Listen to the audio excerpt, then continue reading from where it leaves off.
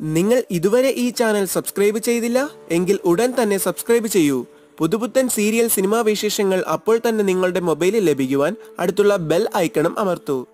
രാജേശ്വരി ദേവി എങ്ങനെയെങ്കിലും സീതയുടെ ടെസ്റ്റുകൾ നടത്താതിരിക്കുവാനുള്ള മാർഗങ്ങളാണ് അന്വേഷിക്കുന്നത്.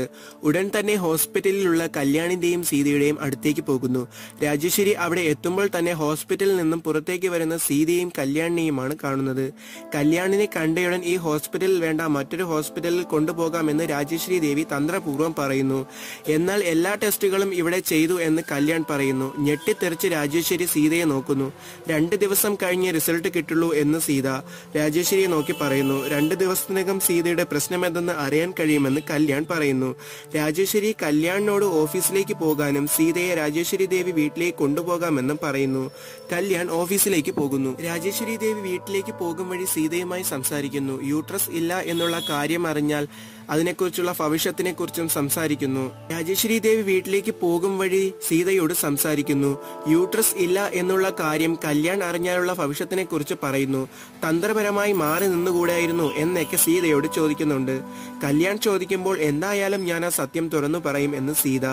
എല്ലാം മറച്ചു വെച്ച എന്നെ കല്യാൺ ഉപേക്ഷിക്കും, പിന്നെന്തിനാ അമ്മ ടെൻഷനാകുന്നത്? സീത പറയുന്നു.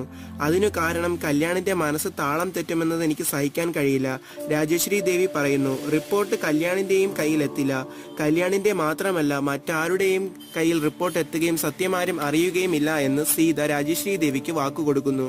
സ്വാതി കാര്യം അന്വേഷിക്കുന്നു. കുഴപ്പമൊന്നുമില്ല എന്ന് സീത പറയുന്നു. സീതയ്ക്ക് റിപ്പോർട്ട് കിട്ടിയാൽ സീത സത്യം അറിയില്ലേ എന്ന് മൂർത്തി രാജേശ്വരി ദേവിയോട് ചോദിക്കുന്നു. ഒറിജിനൽ റിപ്പോർട്ട് മാറ്റുമെന്നും രാജേശ്വരി ദേവി പറയുന്നു. ഫേക്കായ റിസൾട്ട് ആയിരിക്കും സീതയുടെ കയ്യിലെത്തുക. വേണുവും കല്യാണും സീതയുടെ അസുഖ വിവരം അന്വേഷിക്കുന്നു. നാളെ റിപ്പോർട്ട് കിട്ടിയാൽ അറിയാലോ എന്ന് കല്യാൺ സമാധാനപൂർവ്വം പറയുന്നു. രാവിലെ തന്നെ ഹോസ്പിറ്റലിൽ പോയി വാങ്ങും എന്ന് കല്യാൺ പറയുന്നു. നിർബന്ധിച്ച് തന്നെ കല്യാൺ സീതയെ ഹോസ്പിറ്റലിലേക്ക് കൊണ്ടുപോയി റിസൾട്ട് വാങ്ങുമെന്ന് പറയുന്നു. ഒരു പ്രശ്നവും ഇല്ലെന്നും വേണുവും പറയുന്നു. റിപ്പോർട്ട് കാണുമ്പോഴെങ്കിലും സീതയ്ക്ക് യൂട്രസ് റിമൂവ് ചെയ്തിട്ടില്ലെന്ന് മനസ്സിലാകുമല്ലോ, വേണു ആശ്വസിക്കുന്നു. എല്ലാവരും രാവിലെ ആഹാരം കഴിക്കാൻ സീതയെ അന്വേഷിക്കുന്നു. എന്നാൽ സീത അവിടെ ഇല്ല. സീത രാവിലെ തന്നെ എവിടേക്ക് പോയതാണ്? കല്യാൺ പറയുന്നു. നിങ്ങൾ ഇതുവരെ ഈ ചാനൽ സബ്സ്ക്രൈബ് ചെയ്തില്ല എങ്കിൽ ഉടൻ തന്നെ സബ്സ്ക്രൈബ് ചെയ്യൂ.